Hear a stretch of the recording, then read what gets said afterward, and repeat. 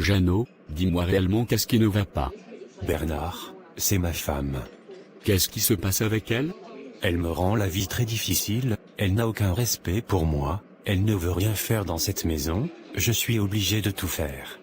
Je suis obligé de satisfaire tous ses besoins. Parce que je l'aime, je la supporte. Jeannot, tu es mon ami, je vais te dire la vérité. Ce n'est pas de l'amour, mais tu es plutôt stupide. Comment une femme que tu as épousée te manque de respect dans ta propre maison? Elle se fout de toi, elle te manipule, et tu me dis que tu l'aimes. Dès la première fois que j'ai vu cette femme, j'ai su que c'est une femme toxique. Avant de l'épouser, j'avais essayé de t'ouvrir les yeux, mais tu m'as fait savoir que j'étais jaloux de ton bonheur. Avant le mariage, elle n'était pas comme ça, elle me respectait, elle était douce et attentionnée. Mais depuis que nous nous sommes mariés, elle a complètement changé, je n'arrive plus à la reconnaître. Jeannot, tu sais dans cette vie, un homme doit savoir choisir sa femme, car la femme peut construire un homme, tout comme elle peut détruire un homme. Dieu leur a donné ce pouvoir.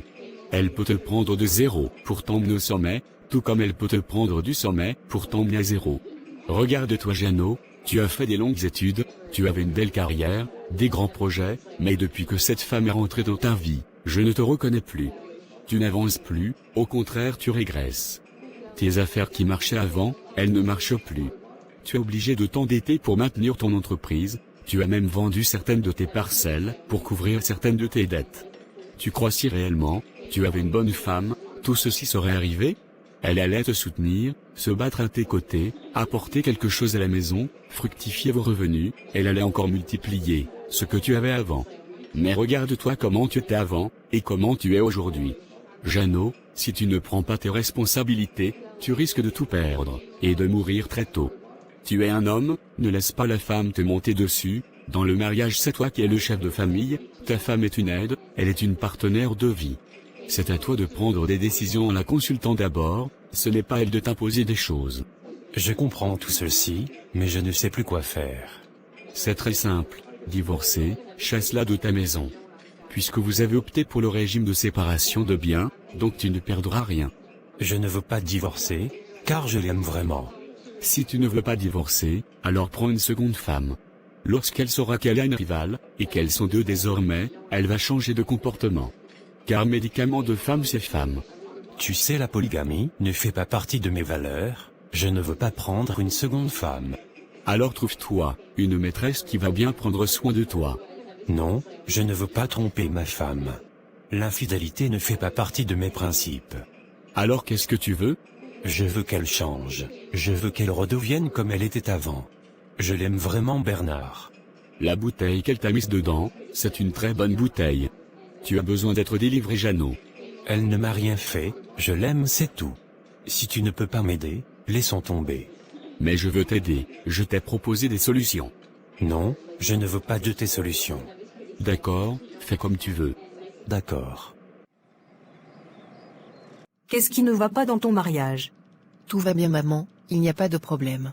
S'il n'y a pas de problème, pourquoi ton mari est venu se plaindre ici hier?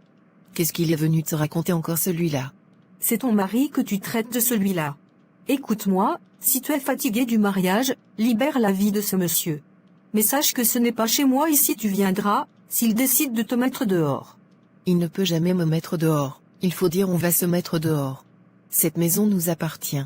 Qu'est-ce que tu lui as apporté depuis que vous êtes ensemble, et tu me dis que la maison vous appartient? Écoute-moi, ce monsieur fait beaucoup pour nous, il nous respecte, il nous aide beaucoup, donc tu n'as pas le droit de lui manquer de respect. Je ne vais jamais te le permettre. Tu es une femme mariée, tu refuses de préparer pour ton mari, de t'occuper de ta propre maison, prendre soin de ton mari. Je ne sais pas ce qui est dans ta tête. Mais maman, je ne suis pas sa servante.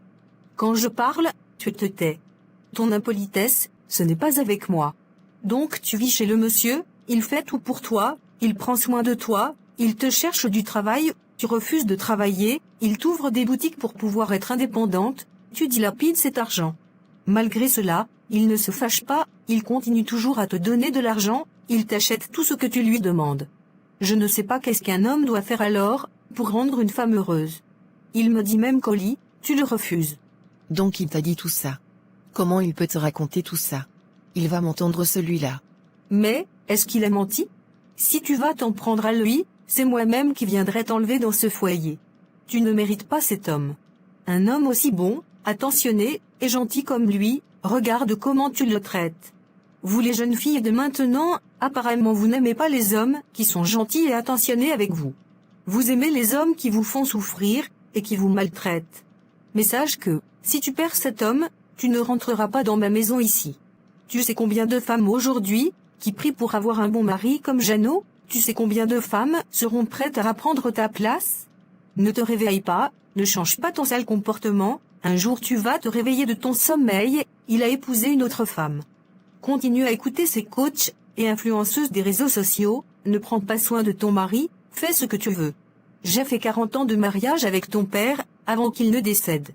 Il ne s'est jamais un jour plaint de moi, car je le traitais comme un roi, j'étais à ses petits soins, je le parlais avec amour et respect.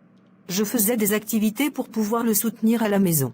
C'est ça être une femme, elle est une aide pour son mari. Maman, c'était votre temps. Actuellement les temps ont changé, ce n'est plus comme avant. Les hommes et les femmes ont tous les mêmes droits. Je suis sa femme, je ne suis pas son esclave. Tout ce qu'il peut faire, je peux faire aussi. Si tout ce qu'il peut faire, tu peux le faire aussi.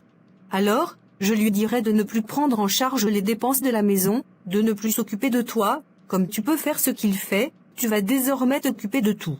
Mais, c'est inadmissible, c'est lui l'homme de la maison, c'est son rôle de s'occuper des dépenses de la maison, et de moi. Et toi, quel est ton rôle? Je suis sa femme, c'est déjà beaucoup. Donc, être femme de quelqu'un c'est déjà suffisant? Si je savais que tu allais être mouton comme ça, je n'allais pas prendre mon argent pour te mettre à l'école.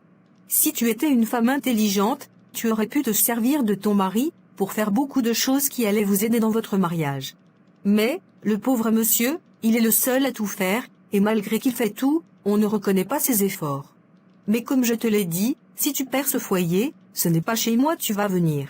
Ici c'est la maison de mon papa, je peux venir quand je veux. D'accord, tu es femme, je suis femme. J'ai parlé, tu as parlé aussi. On verra entre nous deux, qui a mis son ami au monde. Maman toi aussi. J'ai fini de parler. Madame, vous m'avez appelé? Oui, je voulais te présenter à mon mari. Jeannot, voici la servante dont je te parlais autrefois. D'accord, c'est bien. Sois la bienvenue, demoiselle. Tu fais comme chez toi, en cas de problème n'hésite pas à m'en parler. Merci beaucoup, patron. Comment tu t'appelles? Je m'appelle Chantal. Enchanté, Chantal. Bon, je crois que ça va avec les présentations. Désormais, c'est elle qui fera tout dans cette maison, tu pourras désormais te reposer, elle va cuisiner pour toi, si même tu veux, tu peux ramener tous tes amis. J'ai compris. Chantal, comme je t'ai dit, j'aime le travail bien fait, je n'aime pas le désordre, ni la saleté, donc je veux que ma maison soit toujours propre, et bien rangée. Nos habits doivent être toujours bien lavés et repassés. Nos draps et couvertures doivent être changés chaque 2 jours. La nourriture doit être bien faite, et prête avant que mon mari ne rentre du travail. Tu peux regarder la télévision si tu n'as pas de travail à faire. C'est compris, madame. J'oubliais, je n'aime pas ta manière de t'habiller. Désormais tu attaches un pagne, ou tu portes une longue robe. J'espère que c'est compris. Oui, madame. D'accord, tu peux retourner à tes occupations. Merci, madame. Je ne trouve pas de mal à son habillement. Je dis que je ne veux plus la voir habillée comme ça dans ma maison. Ou bien tu veux regarder ses fesses et ses cuisses. Pardon madame, je n'ai pas envie de me disputer ce soir, car c'est ton travail. Je vais me reposer. Tu as intérêt.